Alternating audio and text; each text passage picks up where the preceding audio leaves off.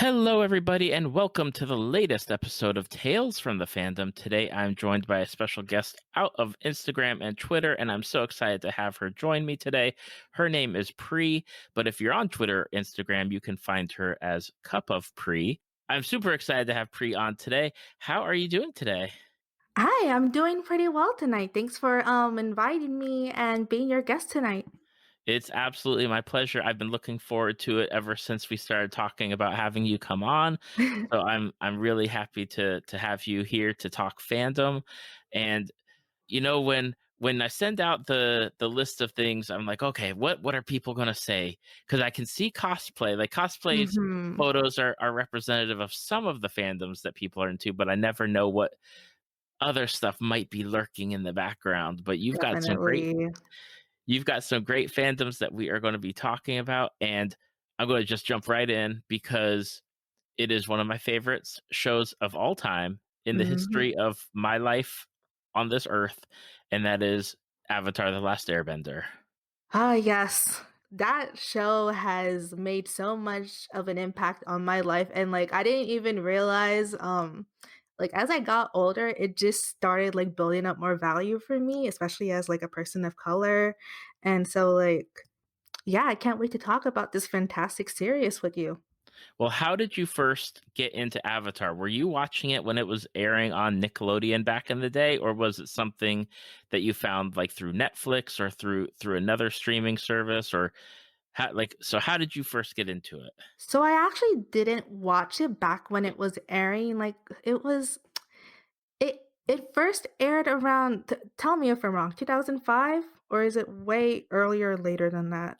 I think it's around 2006 or 7. Let me look Mhm. that up real quick because I remember watching it and I was like, "Oh man, this show is really good, but I can never catch it." 2005. 'Cause I definitely did not watch it when it was airing because, just the way that Nickelodeon decides to commercialize things, I was just expecting your typical silly Nickelodeon show, and I actually didn't get into it until, my friend who is actually, my Ty Lee, if you look at my pictures on my Instagram and my Twitter, got me into the series, and, I was hooked ever since then, but I definitely didn't watch it when it first came out. I know when I was watching it, we were we weren't moving around yet, but we were we where was I? Let's see here, 2000. Oh, 2005 I was in Japan, so I definitely didn't start watching it until it was like third season, perhaps, or second season. Mhm. But I'd catch it, but then I'd miss episodes, and that's like normally in shows like, especially with Nickelodeon or Disney back in that time, the shows didn't have like a solid plot line running through it. But Mhm. then like I'd catch like the first episode of the Black Sun, right? Like the Mhm. solar eclipse. But then I'd miss the next episode and catch up like 3 episodes later and I was like, what's going on? So for me, I know it took a while before I was able to like really get into the show and watch it like from end to end or from beginning to end, and loved it. Just loved every bit of it. Yeah, so, the first time that I actually watched any sort of, Avatar media all the way through was Legend of Korra, and then after that, I actually went back to, Avatar: The Last Airbender and really started grasping all of the references, and, I can just rewatch both shows, all day, and, whoever hasn't read the comics yet, please do because there's so much that they don't touch upon in the show itself, like Zuko's mom and Toph making her earthbending school and all of these other things that should have been in the show, but I digress. Yeah.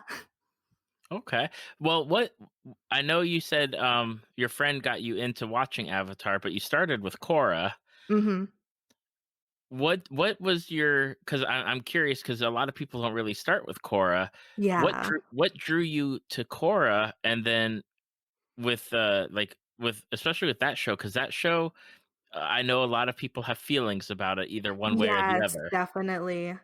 Um, so and so this is coming from, a personal point of view. I just saw a first of all, female avatar, someone that kind of looks like me, like she's a tan-ish female avatar, and I was like, "Oh, I can dig that." And it also looked like it had more mature themes, and in my head, I still thought of Avatar as that uh child show.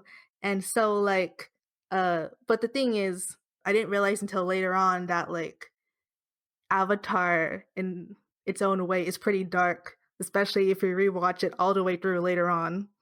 Mhm. So, Especially, I think it's, like, within the 3rd or 4th episode of the 1st season where Aang they go to the air temple, mhm. and it's like, "Oh, yeah, there's skeletons all over the place." Oh my gosh, I so the funny thing is, right? So I did try watching Avatar the first time, but after like I want to say the first 2 episodes, like I didn't even get to like the Southern Air Temple. So I didn't get to that episode where Aang had his breakdown over Gyatso. And so I regret every moment of it. That's kind of like for me, when it comes to a show, like it's like first 2 episodes and then that kind of dictates whether I continue it or not. I regret that to this day.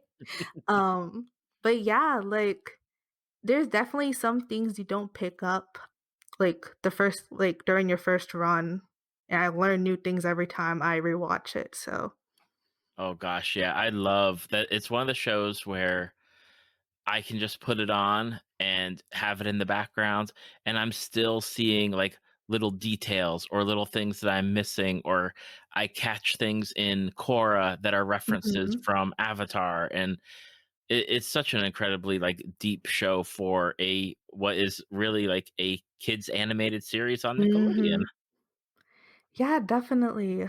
I think one of the so my favorite character actually is I said this on Twitter. It's May, and she's like one of the side characters.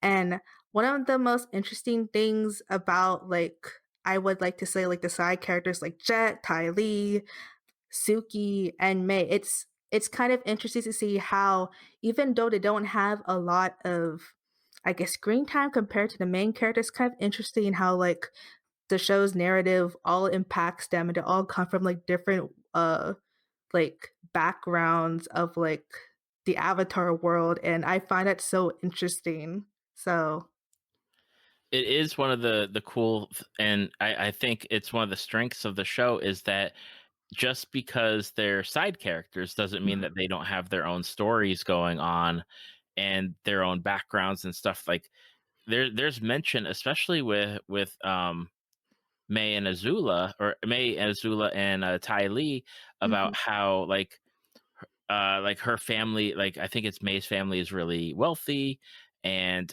they talk about how they're gonna like end up in jail mhm. if they don't follow like High Lord or Fire Lord Ozai, and it like they have like motivations and stuff. It's not where they're present and then they move on. They're not filler, if Right. that's what other people assume them to be, and just the and I especially like watching Jet, especially, like, the most recent run of Avatar that I watched, which was when it aired on Netflix, and I just like seeing him go from this guy that is just your typical edgy, con man, from, like, the country, and then, uh eventually developing into this guy that really just wants to like do some good and redeem himself after all the bad that he's done. So Indeed. And it's nice to see his band of his Robin Hood type band of people yes. show up in later episodes. It's like, "Oh, yeah, I remember you guys. Hey." One of the things I always love to ask about people that really are into, like, Avatar: The Last Airbender is if you had a bending power, Ooh. what school of bending would you have? Ah, that's hard. Okay, so when I first started watching Avatar, I wanted to be a firebender just because like um there just seems to be so much to do with it, especially like with the way, like how Azula's turned blue, but then I realized later on, like I read this one theory saying that the reason that Azula's fire is blue is because it's fueled by anger and sadness, and I'm like, "Oop, I don't want that." And, and so but I think if I have to choose, it would have to be earthbending, because especially watching Korra and watching book 3 and they went to Zaofu with, and visiting Lin's family, like, I was so, like, intrigued with the metal bending and, like, the amount of creativity they had with that, and just if you ask anyone that's close to me, they would say I'm an earthbender. I'm pretty grounded according to them, so Well, that's a good thing. Being grounded is definitely a good thing. Mhm, Now, another, you make mention of the comics, and I know a lot mhm, of people may not be aware that there are actually comics out there, and it's something that I've discussed with a number of other guests mhm. that have come on there. Do you have a favorite comic series of the Avatar series that you would like recommend to people of like go check this one out in Ooh. particular? So, okay, I have to confess something. I've only read, like, excerpts of the comics, but I think the one, um, volume that I read, I forgot what the name was. It was that entire arc with, Azula and Zuko trying to find their mother, and Okay. that, like, even especially after, the end of book 3 and that cliffhanger where Zuko's asking, Fire Lord Ozai, "Where's my mother?" Like, that was pressing in my head, and, oh my gosh, like, if you haven't read it, and if you're like if you're solely like a Zuko fan, and like you're like interested in like the background of the royal family of the Fire Nation, like you should definitely read it because there's so much um and the fight, I'm not gonna spoil anything, but what I learned just from that chapter alone is that Ursa isn't the saint that they present her to be in the series. That's all I gotta say. Definitely. Mhm, Yeah, I think that's one of the few that I have read. Um, and then I do know, I think it's earlier or late last year or sometime last year, mhm. they released a Avatar Kyoshi like young adult book, Oh, and yes. I want to read that because I've heard it's really good. I've only heard good things about it, but I haven't had a chance, with adult teen and all that stuff. I haven't had time to, like, pick it up, but I really want to because Kyoshi's one of my favorite avatars. Um, so Yeah, last year I had set like a lofty goal of I'm going to read like 30 or 40 books, and I think I read 2 books all year. So I totally understand like with everything that went on last year and being like adulting and everything else, it's like, oh gosh. You I would think can't. that since we're home, it would be easier to just find time to pick up a book, and that's entirely not true. So Yeah, I mean I have my kids for school. They've Mhm, been home since March for schooling, and I work from home. So between that and like having them here, and then just generally like it's easier to put something on like the mhm. streaming service and just have that on while I'm working. It's like, okay, yeah, I need to make time to read. One of the things I love also to ask about people who love Avatar and Korra is, would you like to see another series? Would you like, and I know that they're making the, Mhm. the live action Netflix series, Ah, but would you yeah. like to see another animated version? I would love to see like basically an animated version of the comics, like especially for the people that just don't have time to like read basically, and like I would just all I ask honestly is just to have like that entire arc of the Fighting Ursa saga like anime, and then also Toph making her earthbending school and all that. Well, scratch that. They just need to animate the entire like all the comics because you can't leave any of them out. Um because Another thing that I've neglected to mention about the comics is that they actually go into deeper detail with the side characters. So, like, they gave Suki, like, they kind of expanded her character by making her, Zuko's bodyguard, and, like, Tylee's, like, I guess, experience as a Kyoshi warrior, and also, like, one of the most interesting things is, like, Mei having to deal with Zuko as Fire Lord, and Zuko, dealing with being Fire Lord and trying not to be, like, what his father wants him to be. So there's a lot of things in the comics that I would like to see in animated form. So, yes, they need to make an animated version, like a book 4, essentially, so I fully support that. I stand behind that. Just give me more Avatar in any form. Just let me have it, please. We're not asking for much. I'm just happy it's back on Netflix where I can just Mhm. click on it and be like, okay, I'm good for like the next 6 hours. Please stop asking me if I'm still watching it. Yeah, I actually got my little sister into, Avatar when Netflix came out, and when she finished, like, book 3 and all of Korra, she's like, "Is there more?" I'm like, "No, unless you wanna read." She's like, "I don't wanna read." So, there's definitely people, like, of all generations asking for another, animated series of Avatar, so That's right. Mhm. Hopefully we'll get something. I know that the main group of people that did Avatar is working on the Dragon Prince right now for Netflix. That's Mm. very similar to it in the animation style and with the schools of magic. So hoping for more of that show. Mhm. On top of Avatar, we're going to talk about two fandoms that exist in like the realm of video games. One Ooh. I've heard of, and I've seen someone play, I believe, one of the games, but I'm not familiar with the series at all. And that's, I guess, I would you would call it the Tales series, like the Tales of Mhm, series. Like, yes. Uh, the Tales series was basically my first well, if you wanna get technical, my first JRPG was Kingdom Hearts, but at that point, I didn't even realize it was a JRPG, so I would say the Tales of Series was my very first exposure to the JRPG genre. what drew you to the Tales of series? Because it's not one that Mhm. I normally stumble across for people that are into like JRPGs, no, and we'll be talking about Final Fantasy later on. Mm. Normally, it's like the Final Fantasy, or you get into some of the other like well-known franchises like Dragon Quest. But Tales of, I know it has a long history within like the JRPG world, but it's not something that generally pops up.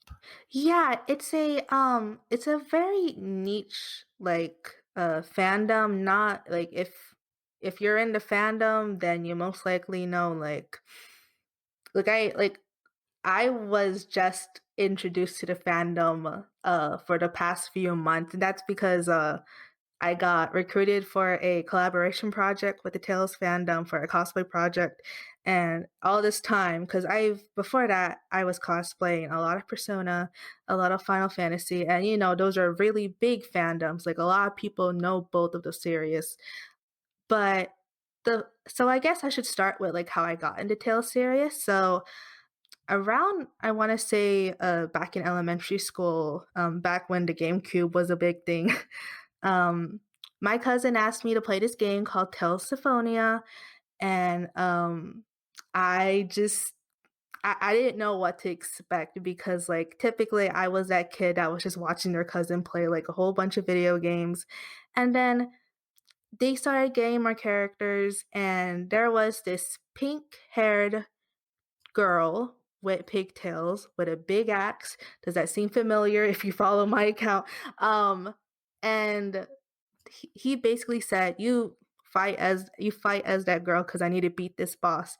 And like as I was doing more of these battles, like I started getting more intrigued and watching the story. And as like basically a 10-year-old, like I was just intrigued with the story, although at the time I didn't notice a lot of the dark ramifications of the story, such as the genocide and the discrimination elements and things like that, but yeah, I and beyond Symphonia, like, I played a whole bunch of the other Tales games that, like, I just happen to all love, and I feel like if there's a way that I would, I guess,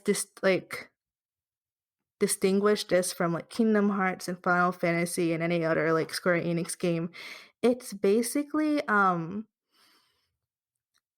don't know how to describe it. It's a very, like it has a more of an anime-ish art style, and, the humor is kind of, like, non-apologetic. Like, I know, a lot of Final Fantasy games tend to have that serious undertone, but for Tales games, like, they have serious undertones, but they know how to, like, brighten up the mood a little bit, and that's kinda, like, what I liked about it. Okay. Mhm. I know you started with the GameCube version, and I know that somebody I know is playing through Tales of Vesperia on the Mhm. Switch. Are they primarily ported to just the Nintendo consoles, or are they across the board, like, you can get them on the PlayStation, Xbox too? So, when I was, because the last time that I played a mainstream Tales game was Tales of Berseria, and that came out, like, around 2017, and all the other games before that were all ported on PlayStation. So I think recently they started porting them on, like, Nintendo, so I believe that was, like, Tales of Abyss, Tales of Vesperia, but they just started at it's a Namco Bandai game, so it's usually gonna be on a PlayStation console. Okay. But you can also find them on Steam as well. Oh, that's nice because Mhm. playing them on computer is also a nice way to be able to access and have games readily available. Yes, definitely. What is your favorite of the Tales franchise? Um, Obviously, it would have to be Tales of Symphonia. That game, a lot of people would argue okay, so everyone can agree it's a good start to the Tales series, but where the argument begins kind of is, like, it's between Tales of Symphonia, Tales of Abyss, and, uh, Tales of, I would argue Tales of Vesperia. The reason why Symphonia is my favorite is because number one of the characters that I brought up in my story, the girl with the pink hair, her name's Persea. Uh, I actually happen to find a lot in common with her. And another thing with Symphonia is that it's the one game that I really got to bond over with my cousins, and then I met some people over some online forums that I consider close friends now that I've really bonded over the game with. And so, like, it's kind of a personal thing. I know that, like, people would ask, "What's technically your favorite game?" And it would still be Symphonia, but, yeah. Now, in your little in your thing back to me, for your favorite character, you noted that Presea from Tales of Symphonia is not only your favorite character of all time, but that she and that game probably shaped your life. And I'm curious about what you mean by that. Like, how did this game and this character shape your life? It's kind of funny. So, back in the day when, I used to there was this website called Gaia Online, and it was basically a role playing forum, and you get to meet.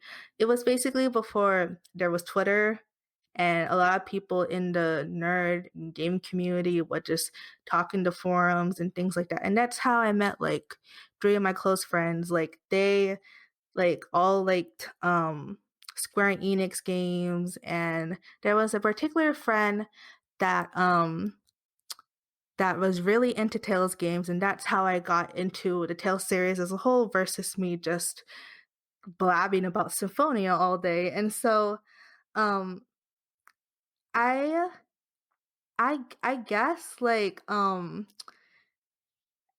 she kind of resonated me because of, like, So basically, her backstory is that she is a 28-year-old in a 12-year-old's body, and I'm not going to spoil anything, but she basically acts a lot mature, like much more mature for her age, and she kind of has like issues trying to fit, like I guess, find an identity for herself. And I kind of resonate with that because as the oldest sibling and like being raised in a family where like we have a lot of expectations, like one thing my really close friends hold to me till this day is that um they all thought I acted a lot more mature than how I appear to be, and that's kind of like how I resonate with Persea because um as I went through my life, I usually was the one giving out advice and being the more mature one in the group, but also kind of struggling with my own self identity and things like that. And something a little more lighthearted, I guess, is that over time, especially with my close friends that I bonded over Symphonia, what they called me Pre after the character Persea, and that's where you get Pre from Cover Pre on my handle. Okay. Mhm. Very cool. I know that just watching someone play through Vesperia recently on Twitch, it definitely has a different art style than what I'm used to as far as like Mhm. JRPGs go. And I was really into that and the way that they do their cutscenes more as a almost like an anime or animated feature versus like just the straight up CGI, say like that Square Enix Yeah. does. Mhm.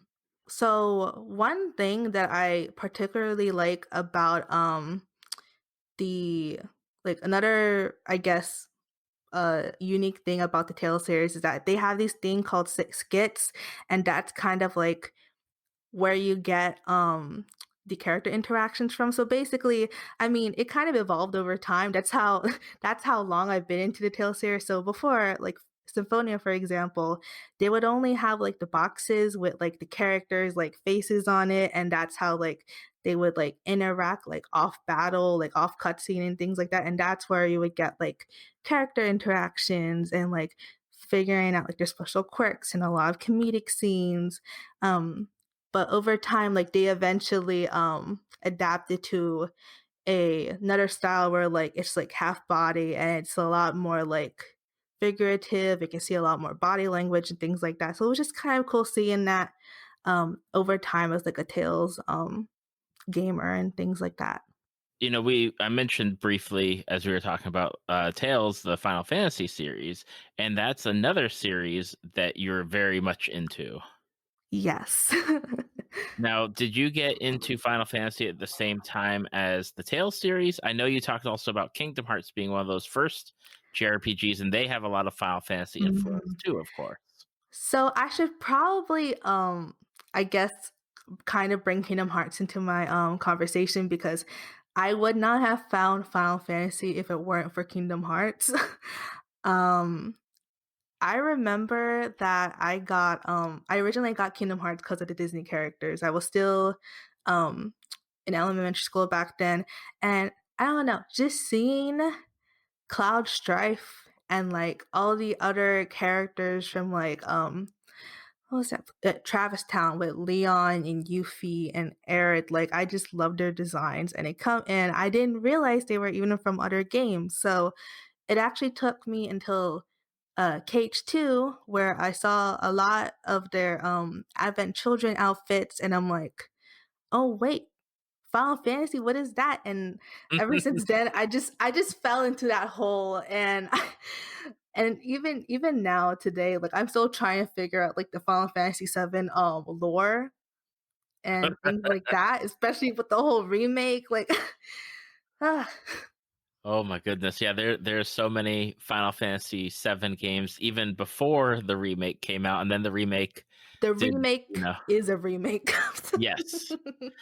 Yes, it's a whole new thing, and hmm I definitely know like there are people that were worried about what they were going to do with it and changes, and I know a lot of them were super happy with the game and the remake as a whole, and they're looking forward to the next release of whatever the next one is. Yeah, It's definitely going to be interesting because as someone that I literally spent like a lot of precious time trying to piece together a lot of the Final Fantasy VII plot because there's just so much, especially if you look at the entire like Final Fantasy VII universe as a whole, you know that they have uh like other games such as Crisis Core, Dirge of Cerberus, all that stuff, and they're all important to the story.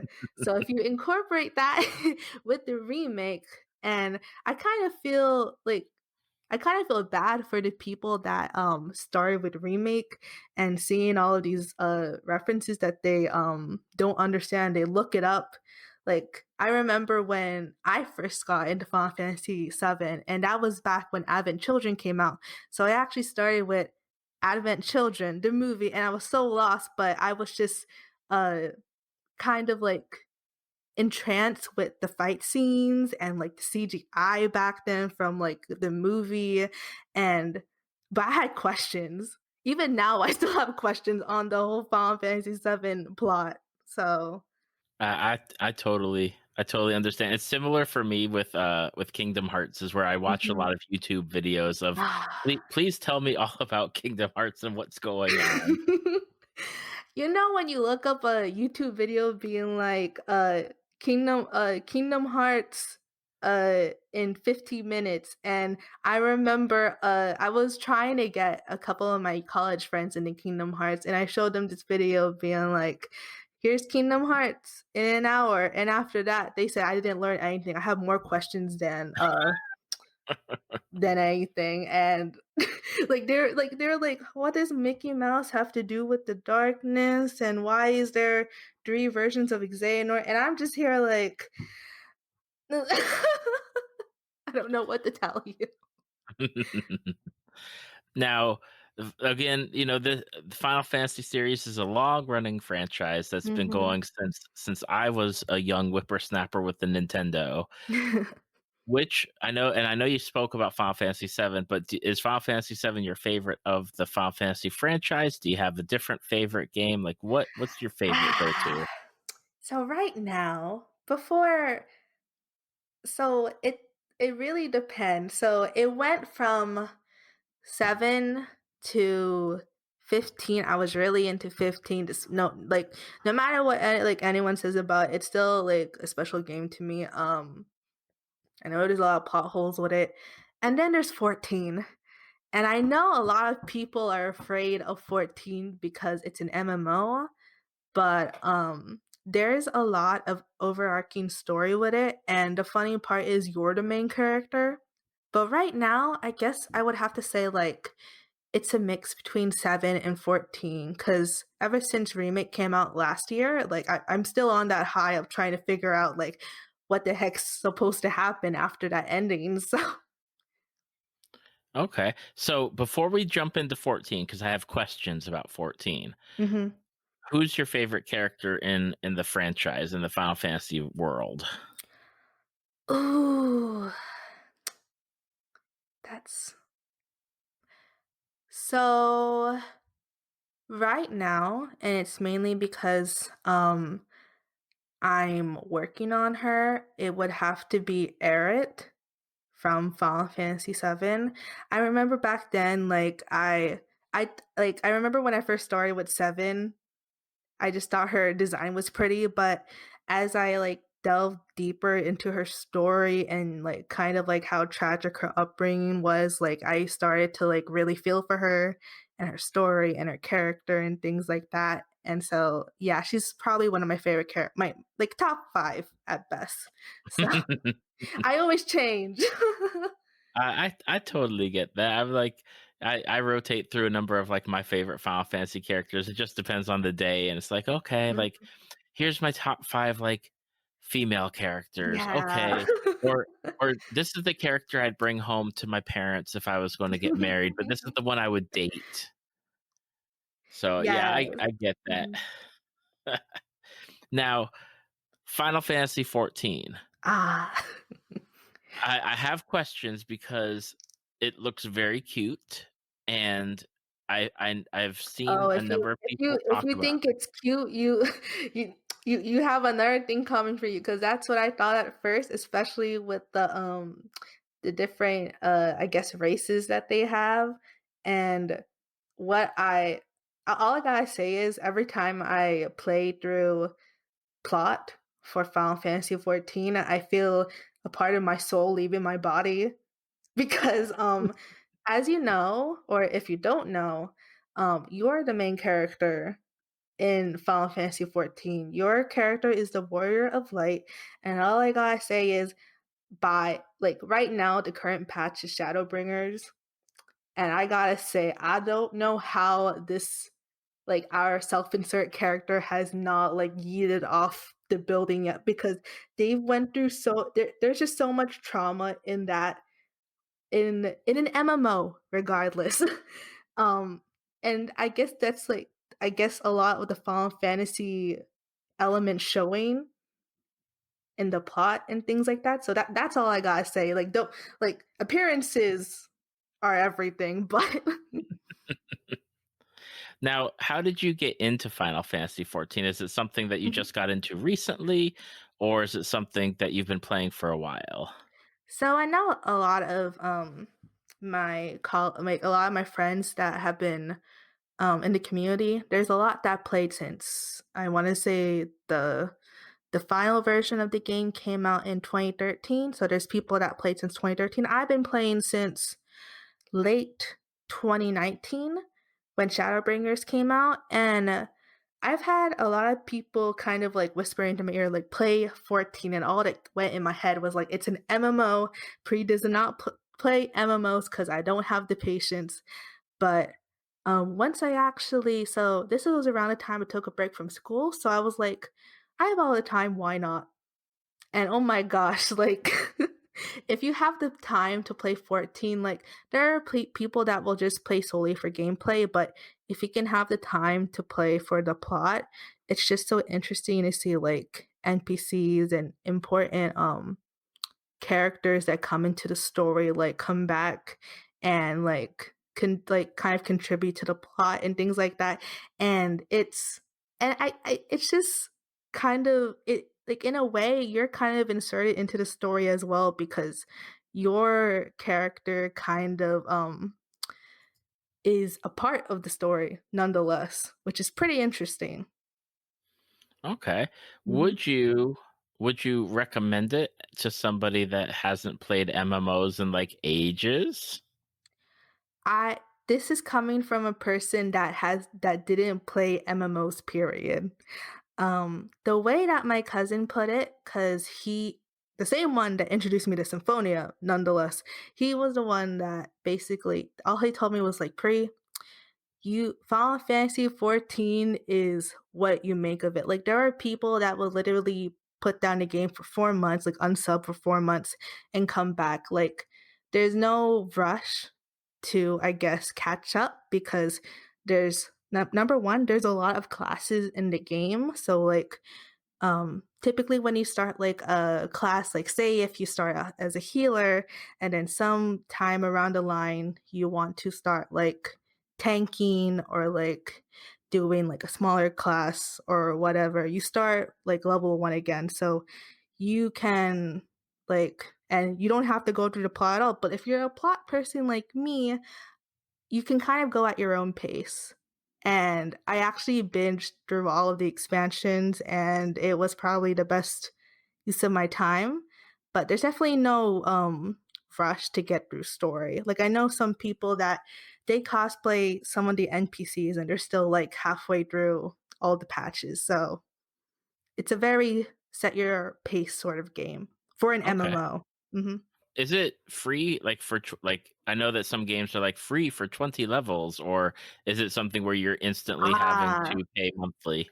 so actually, the recently they I think releasing a new campaign where like so before you can only play up to the base game, so up to level 50, which is but now they expanded it to the first expansion, which is Heaven's Sword.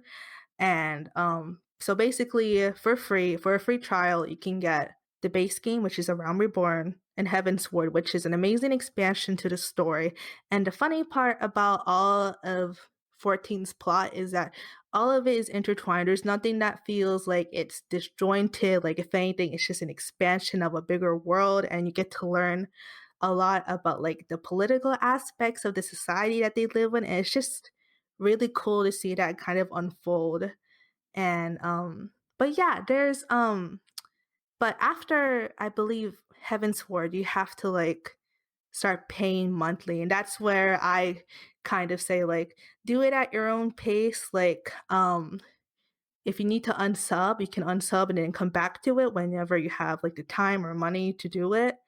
Um so like usually so I typically I guess subscribe for a month, and then when I know when I'm busy, I just would unsub right away. So Yes, that's definitely one of the things where I'm like, okay, how much time can I invest really if I'm thinking about it into like an MMO and then pay for it? And then am I one of those people that's going to forget about it and be like, "Oh, I've been paying for Final Fantasy for like a year and haven't played it."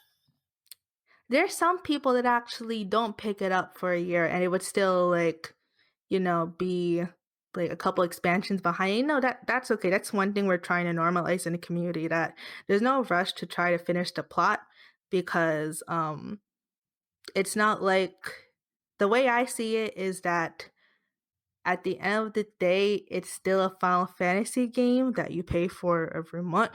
um and essentially, you still get to play with it at your, own pace. So if you don't have time to, like, I guess, invest, you can just unsub and come back to it later. But I do recommend if you wanna try it out, get the free trial. Okay, Mhm. cool. And just out of curiosity, do you have a favorite like class of character that you play that you kind of are like, this is my character and I'm gonna rock this character? So, my warrior of light is a white mage, which is a healing class. Um, the reason it's kind of funny because the easiest class to pick is a DPS, which is typically like your close combat people, like the people that do like the small hits, like do like a lot of damage, like a little bit of damage over time. But healers, especially since it's an MMO, you're kind of expected to make sure no one in the party dies. And so for each party, so there's one tank, there's two of like DPS small class sort of roles, and then there's one healer. And every time that I come back to for like Final Fantasy 14 after what 5 months and I forget how to play, I would get like people in the chat being like, "Do you know how to heal?" And like so I would personally say if you're gonna start off as a DPS because people will put less pressure on you that way. But if you want to learn healing, I would say the one class I would advise not starting off with is tank because it's a really cool class. Like you get your Dark Knights and like your Marauders with the big axes and things like that, but you're typically the leader of the party regardless whether or not. So yeah. Yeah, you don't want to be the leader when you're first starting No, out. uh-uh. What do you mean I have to be the leader? I don't know what I'm doing. Yeah, uh, I remember I tried tank once, and it was like the lowest dungeon, like it was like level 10, and people were like, "So where are we going?" I'm like, "I forgot. I don't know. I don't know how tanks do this." I have a bad sense of direction. That's why I'm just a healer. I just follow y'all and heal you guys. Make sure you guys don't die. Oh my goodness, that is hilarious. Yeah. I love it. Mhm, Now, the way that I happened to stumble across you, and I think it's somebody mhm. that retweeted you perhaps, and I came across you that way, or I saw you on somebody sharing you on Instagram is through your cosplay. Ah, And cosplay. I love getting to see everybody's creativity and awesomeness. And I have to ask, as always, how did Mhm. you get into cosplay and why did you get into cosplay? So Um, as a lot of people have gotten like I know that for some people they go to a convention and they see people cosplaying firsthand and that's how they get into it. For me, there was this was back when there were a lot of cosplay skits on YouTube, and one of the groups that I came across, it's called Fighting Dreamers Productions, and they did like a bunch of Naruto skits, and I just thought I want to be as cool as them, but coming from like a immigrant family that thinks there's like no like at the time no work to spend like money on costumes and things like that. I had to kind of like improvise. Like I didn't get a wig until I want to say college, and I didn't get my first full cosplay until 2018, which is when I opened my account. And what was the second question again? Why did you get into cosplay? How and why? I it just really intrigued me how people easily like well not easily that's the opposite of like what cosplaying is, but uh it just really intrigued me how people transformed into like another like a completely different character and like just being that character. Like I've seen I remember my first con was Otakon. I forgot what year it was, somewhere in the far like 10 plus years that I've been into the convention game. And so like I saw this person cosplaying as Kafka from Final Fantasy VI, and he was he basically was the character, and seeing all these other talented cosplayers that try to like mimic um the character, or like, and especially now that there's more people in the community that they call in all shapes and sizes and backgrounds and skin tones, and people doing like their own reiterations of the character. Like I think that's really cool. And that's kind of like what kept me in the community, because before I didn't know a lot of people in the community before COVID. I typically stayed with my own little university group, but um, with COVID, there was a lot more people active on social media, aka Twitter, and I met a lot of people that I didn't even know. Like it was like just saw a lot of the resources they were using for cosplay and like how they use their platform for positivity and things like that. And I just found that really cool, and that's what keeps me in the community. That's awesome. Now, one of the things is with cosplay. Do you have a favorite character? Is there one that you're more inclined to wear more than others? So it really depends on the year. I would like so there's there's three cosplays that all tie like between like the ones that I really like to cosplay as. So it's Kyrie from Kingdom Hearts 3, Mei from Avatar, The Last Airbender, and Tataru from Final Fantasy XIV. Okay. Those are all my comfort cosplays. Yep. And how do you decide because it's always different for people that I Mhm. talk to that are in the cosplay world, so to speak, is how do you decide like what you're going to do as far as like do you decide like, hey, I really like that character, I really connect with them, I'm going to do them, or hey, I really like that outfit and I really want to like wear something that is cool looking, or is it like a combination of both? Oh, so before I kind of first off, I picked series that I really was into. So like that's one of my first criteria.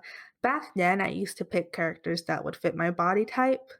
That's kind of why I kind of held off on cosplaying characters like um Persea and Tataru, because they both are really petite characters and I'm like the opposite of that. But over time, especially with like the people around me in the cosplay community that kind of inspired me to just cosplay whatever I want. Now I just cosplay the characters that I like really resonate with, that I have a personal connection with. Like, I know for some people, people are like really like inclined towards costume design. There's nothing wrong with that. But for me personally, I pick based on the characters that I like.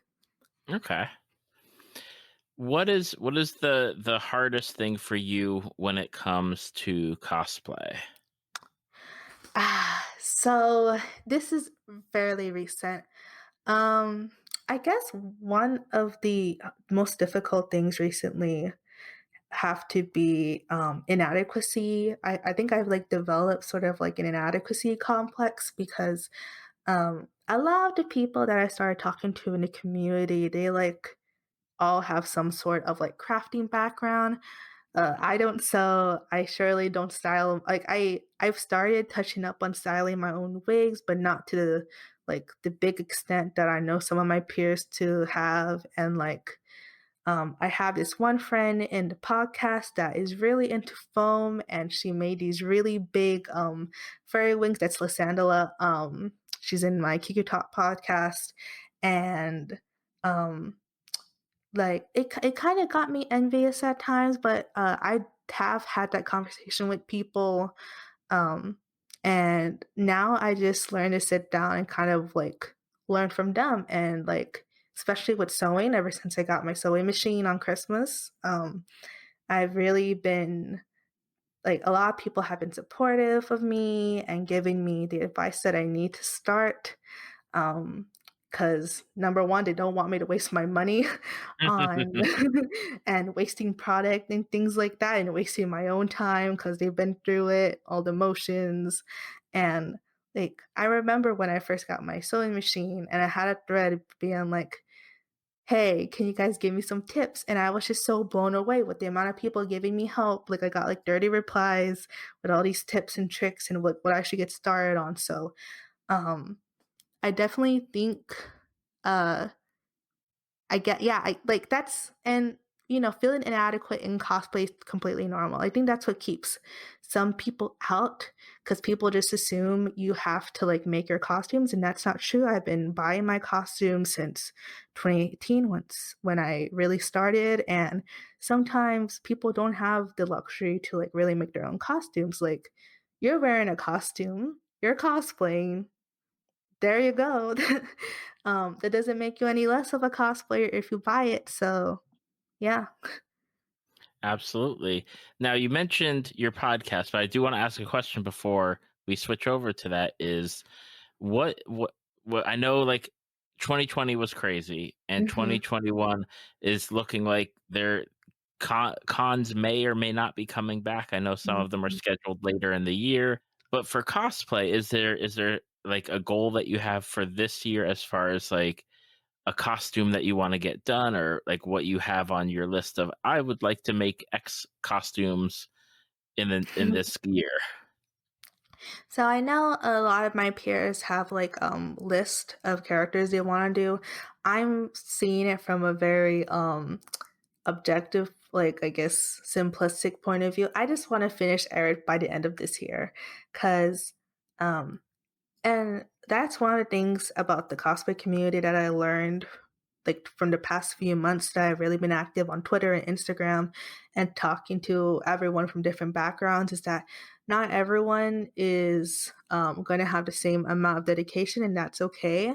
For me personally, I am in a graduate program, so I don't have that luxury to, like, spend, a lot of time on my cosplay 24/7. Like, if anything, the one thing that keeps cosplay fresh in my mind is Kigu Talk and my social media platforms. Like I know last semester when I was like in the like bulk of my study, when I was stressed, I would just get into cosplay and do cos tests and just do them for fun and things like that. Like things that I already owned. So for me, I'm just going to focus like one project at a time just to save me money, especially if I happen to mess up. Like I do want to make certain aspects of Eric's cosplay this year and make some utilization on my sewing machine. So yeah. Okay. Now, you mentioned Kigu Talk, and I'd love to for you to share like what it is, What do you do? What do you talk about? So, Kigu Talk was actually started by this lovely person named Lysandra, and she actually recruited both me and Babushka, which is our other host, for this podcast. And we actually happen to all be in the same group chat with a bunch of other amazing cosplayers of different skill sets, different backgrounds, and things like that. And basically, the purpose of our podcast is to kind of talk about everything cosplay related, whether it be crafting. I know at some point we're going to talk a lot about the community, like the good, the bad, the ugly, and things like that, because not everything, believe it or not, is sugars and rainbows in the cosplay community. And so, like, for example, last night we actually had a Kia Sangria as a guest for a sewing episode. And as someone that has never sewed in my life, I learned so much from that episode. And the one thing I want to point out about Kiku Talk is that it's a very beginner friendly podcast. Like you can come from any skill level and be able to learn something from it. So, Okay. And I mhm. know that your episodes are up on like Spotify, and I know I'll have the links in the show notes so that way people can go and take a listen for your previous episodes. That's correct. Hmm. Awesome. And let's see here. So we talked about cosplay, and we talked about Kigu Talk and your fandoms that you're into. Hmm. So I guess the last thing that I have to ask is, if people have listened to this episode and they want to find you out there on the great wide world of the internet, what are the best places to do so? All right, so you can find me on Instagram and Twitter at on @cup of pre. That's all one word. You can also find me on TikTok at cup of pre, and then for Kigu Talk, it's also one word. You can find our account on Instagram and Twitter, and find our episodes on Spotify as well as YouTube if you want to see like our VODs from Twitch. Um, and make sure you check that out because there's a lot of valuable information in those episodes. And if, especially for beginner cosplayers that aren't sure if they would fit in the community, I can assure you that you will. So, Awesome. Well, I will have the links to all of those in the show notes on the Facebook page and website. So that way, if you are interested in Pre or Kiku Talk, you can just click on those and they will take you directly to what you're looking for. And Pre, I just want to say thank you for taking the time out of your day to record with me tonight. thank you so much for inviting me. This was so much fun. I hope you learned a lot from the fandoms that I was talking about. I know it's kind of hard to like, I guess, paint a picture with just me talking about it, but I hope that the people that are listening to this that haven't touched, I'm guessing Tales of and in Final Fantasy XIV will at least try to give it a try. So. Thank you for listening to Tales from the Fandom. Subscribe to us on iTunes or your podcast app of choice. Follow us on Facebook at www.facebook.com/talesfromthefandom to see photos, links, leave feedback, and check out upcoming guests. If you'd like to be a guest, email David at talesfromthefandom@gmail.com.